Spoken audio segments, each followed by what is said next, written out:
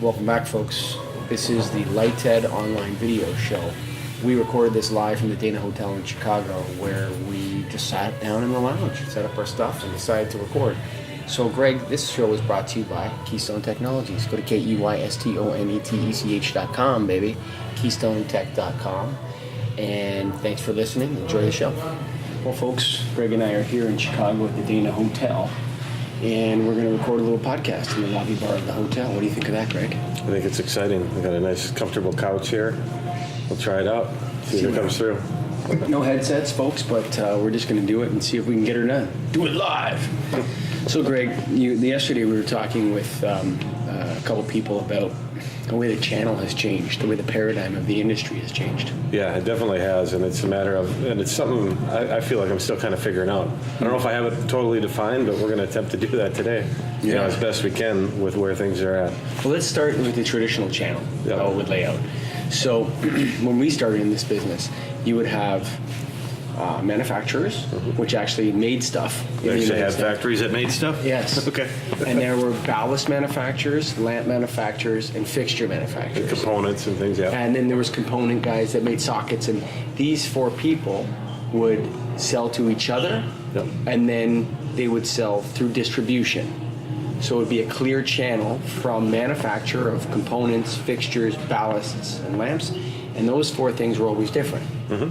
Like Sylvania didn't start making ballast till they bought Motorola in the late 90s, early 2000s. Remember the Motorola fluorescent ballast? Yep. Still sitting around, Yeah, I still pull them out every now and then. Yeah, definitely. So they bought Motorola and became a ballast manufacturer. Then Philips bought Advance and became a ballast manufacturer. I think GE always was. I think so, yeah. Because they had a ballast plant in Canada where they had a lot of PCB ballasts. But there was this general distinction between ballast manufacturer, lamp manufacturer, fixture manufacturer, and component manufacturer. Then those four would sell to OEMs, and they would sell through distribution or through sales agencies for new construction. Yep. That would be the two channels. Yes. And then contractors would buy from distributors, and end users would buy from distributors, and then the MRO would buy from distributors. Exactly. That model is gone. It's gone. That straight up model is gone, but I think portions of it still exist, and they still need to exist, but that's what we're going to talk through. I don't know if they still need to exist. I don't know if need is the right word. I Maybe think not need. They exist because they exist. It's not. They exist because of need. Sure. They don't need to exist. Okay, there you are. I'm with you. Right? So, in the past, manufacturers wouldn't want to hang on to stock. They didn't want to warehouse things. They wanted to get their cash flow and get it out to distributors, and distributors, acted as a sort of warehouse for them. Yep. And there was even dealerships in the lighting business. People would have a Philips dealership. Yeah. It was almost a dealership model. I sell Philips, I sell Sylvania, and then the dealerships would be all up on Philips. Philips is the best, or GE's the best. But that's gone too, dude. That's gone, and I think that's an important one that kind of needs to be gone in a way. Even when there weren't as many options and LED wasn't around, I never really totally believed in that model because you can't put all your eggs in one basket. As a distributor, you need to have multiple options, and if one manufacturer only offers this, you got to understand that there's other people offering other things, and you got to be open to that. If you're under that dealership model, there's not the openness, and people are one-minded, single-minded, and I think that's what affected a lot of the industry and why it changed. Well, I think back when the form factors were all the same, it was different. Yeah. So everybody had a PL 32 27K. Everybody had a 4-foot 835, fluorescent T8. Everybody had the F40 Coolway, and they all interchanged with one another. Right? Problem now, there's no form factor agreement. We need Jaga to take off. I'm talking to you. And that's the problem with the industry right now, is that there's everybody's making everything different. Yeah. Doing Wild West, we talked about it, kind of doing whatever they need to do or want to do. So that brings us to what it looks like today, and to define it as best we can, there are manufacturers still. Yes, there are. But of the name brands that we actually use, how many of them are actually manufacturers? Like they have their own factories, they have their own plants. Small percentage. A lot of them used to be manufacturers. They used to be, and then they found it was more efficient to subcontract out the manufacturing overseas. Sure, and focus on sales strategy and distribution. So they're a marketing company here based on product that's made overseas. Yes, but listen, a lot of those, some of those are that subgroup of, what should we call them? They're distributors too. They're not manufacturers in a sense. They're distributors. They warehouse and ship. I think you called it a master distributor in a previous one. I mean, in a way, it's something like that. But there's a new category where it's like, well, we don't have a factory, so we don't have the needs of a manufacturer, which is manufacturing is cash flow intensive. Yeah. Right? And distribution isn't. Distribution's about waiting for your money, buying stuff, sitting on the inventory, and giving customers terms. Yep. So your distributors are kind of in the business of like a sort of bank, Right. in a way. These new companies that are emerging, a lot of them are really good companies, but they're emerging as a class of people that sell to other people who sell lighting to the end user, to the socket. Right. And in the beginning, when we first started encountering these people, you could tell that there was a temptation for them to try to step past the distributors. Mm-hmm. Did you feel that too? Yeah, I think there was always a temptation wherever you can make more money. If you have the avenue, try it. But we know that, I think the ones that have been most successful, the ones that I look at the industry, like a Keystone, for example, and we're very grateful to them for sponsoring this show, but and our Lighthead work, but they have really worked with the lighting distribution, and been very successful doing it. Yeah. And so there's a different category there. There's also the Chinese importer who goes directly from China to the end user. Yep. What do we call that guy? I don't know. Importer? Johnny come lately? Johnny come lately? What's hot now? Yeah. What can I sell? Yeah. Not worry about? Yeah, exactly. That's what it is. And there's a ton of those guys running around Toronto, bro. Yeah, I've seen. Like a ton of those. Like all my competitors in Toronto are direct importers from China. They obviously have a price advantage over me because, you and I tried importing a few things, but it's not our game. No. It's a whole different It's deal. a different game, right? You kind of trap yourself and your cash flow and your products into this one SKU that you bought or whatever, and then now everyone's getting 5,000K. Yeah. But I mean, what are those guys, and how long do you think they're going to stay in the business for? That's who I feel like is kind of, it's coming to a head at some point here, and I think they're going to be shaken out, as we've talked about, just because there's no real long-term strategy. It's hot, here's what I got, here's my price, hoping that I can sell it, and I'm not going to worry about it. So I think they're Johnny come lately might be the category. Johnny come lately, whack-a-mole. They keep popping up, whack-a-mole. So there are manufacturers still. Yeah. There are people that bring product in from China and then smash it together in their factory. What are those guys called? They're like an assembler in a way, right? It's like the assembled in the USA. Assembled, not made. manufactured. Yeah. They're not even a manufacturer a lot of time. I mean, they might classify themselves as that. There's a couple nail members that are like that are good, solid suppliers of mine. True. Nail vendors that are like that.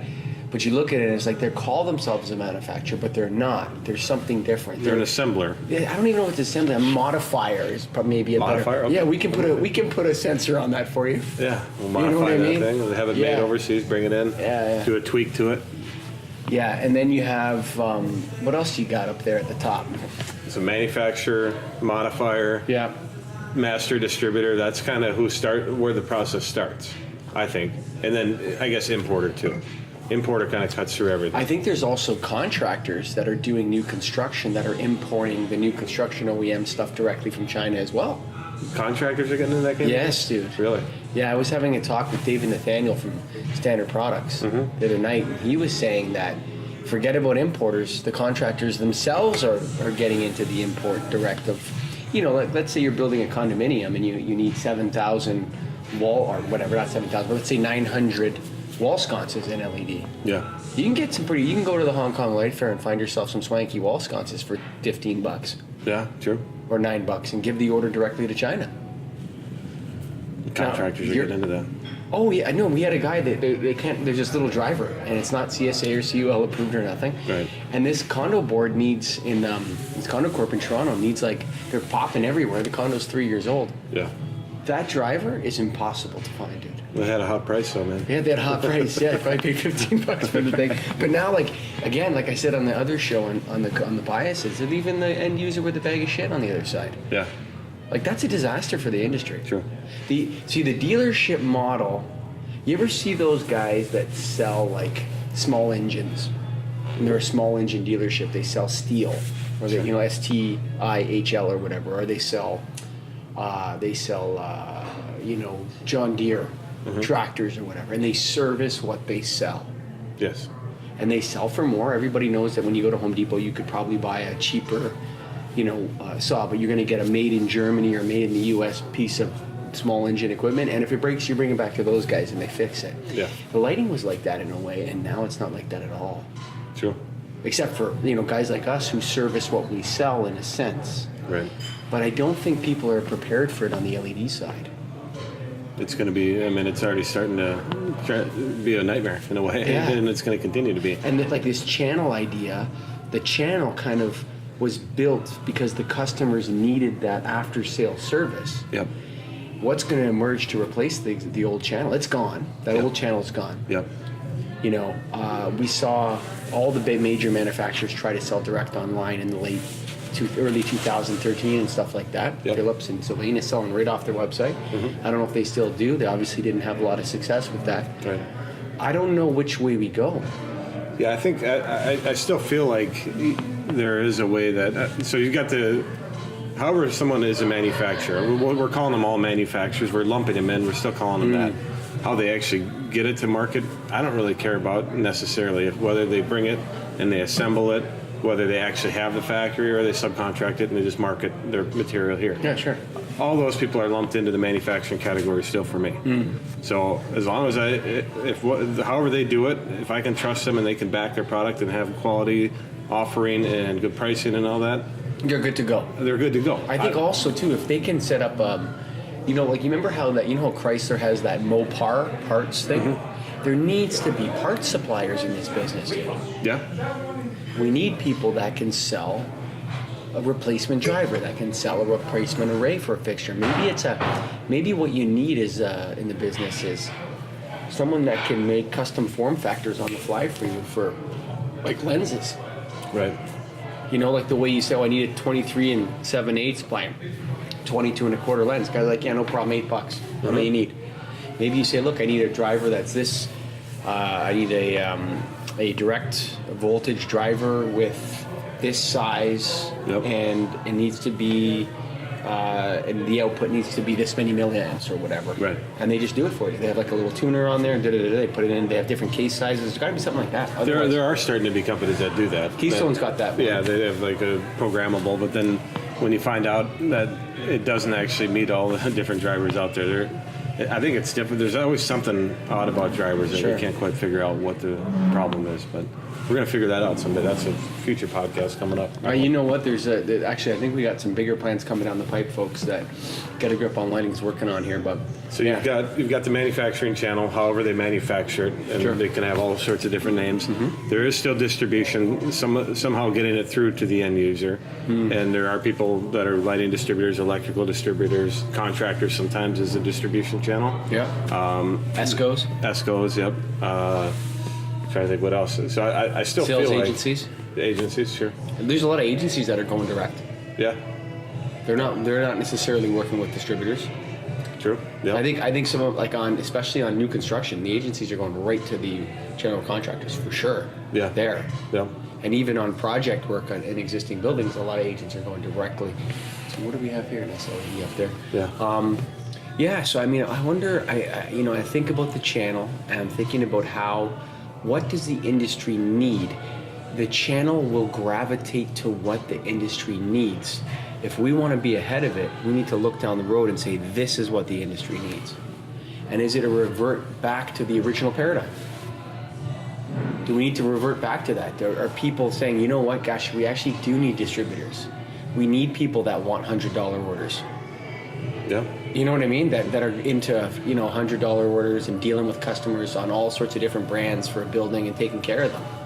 Do we need that model back? Maybe we do. Yeah, we're distributors, but I still feel that there is that need, because I think it's too difficult to have just a manufacturer to end user relationship. It's too vast. Lighting is everywhere. Yeah, for sure. Lighting is in every single commercial building in the world. It's the most pervasive technology we have. It's everywhere. I mean, the only thing more pervasive than, no, there's nothing more pervasive than That's it. than what do they call it? Electric light. Yeah. There's nothing. Right. It's the most pervasive technology we use. So, and we've talked about how it's regional in the past, and I don't know if you can ever get away from that. You always need somebody to physically be, not always, but a lot of times you're going to need somebody physically to be there to see it in application. Pictures can only do so much. So Videos. We did it. We've done a couple things where the customer's done like a Google Hangouts call or a Skype video call, and they got their phone there, and they're looking at the panel or whatever different work. We've done a few things like that, but again, nothing beats pressing hands together, man. Shaking You it know out. what I mean? That's Going right. to see the guy if or the gal if the company's big enough and they want to do business with you. I mean, it comes down to a lot of things. Like when I think about the principles of business, and you look at manufacturers trying to go direct, who is the customer? What does the customer want to buy? They don't want to buy GE. They want to buy their lights fixed at a good price. Right. You know, and if that's GE or if that's Philips or if that's Sylvania or that's Keystone or whoever it is, that's coming through the distributor. I think we got to go back to the original model. I think it's the only way, modified back to the 2005 paradigm. Yeah.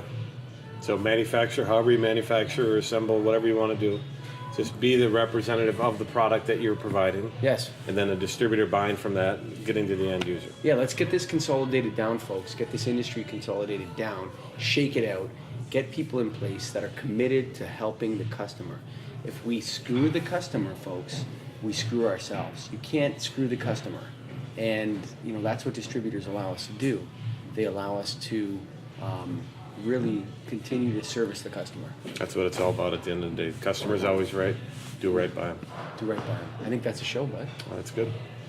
Live Ooh, from Chicago. thanks for listening. Live from, well, we're not live, but recorded. Recorded. On site at the Dana Hotel. We always say live, but it's not live. We're going to be live streaming this thing soon. Yeah. But thanks for listening, folks. We're very grateful to you. All right, Keystone Technologies. Go to KEYSTONETECH.com, baby. This is the Lighthead Online Video Show. Greg, we talked a lot about the channel, and it's weird that we're going back. We think that we need to go back to the way it was in the 80s and 90s, with obviously technology mixed in, the internet. Yeah. You know that. Even before the 80s and 90s, how it's always been, right? Yeah. I think it's just, it was done right in a way. There's something right about it. Yeah. So let's get back to it. Yeah, I think we should. Hope you enjoyed our show. We talked about the distribution channel and how this industry works and how we want it to go back to the way it was. Not because we're nostalgic or looking for anything from the past, but really because I think that's how we serve the customer needs. And that's how the customer, you know, is taken care of best. So thanks for listening, folks. This has been the Lighthead Online Video Show.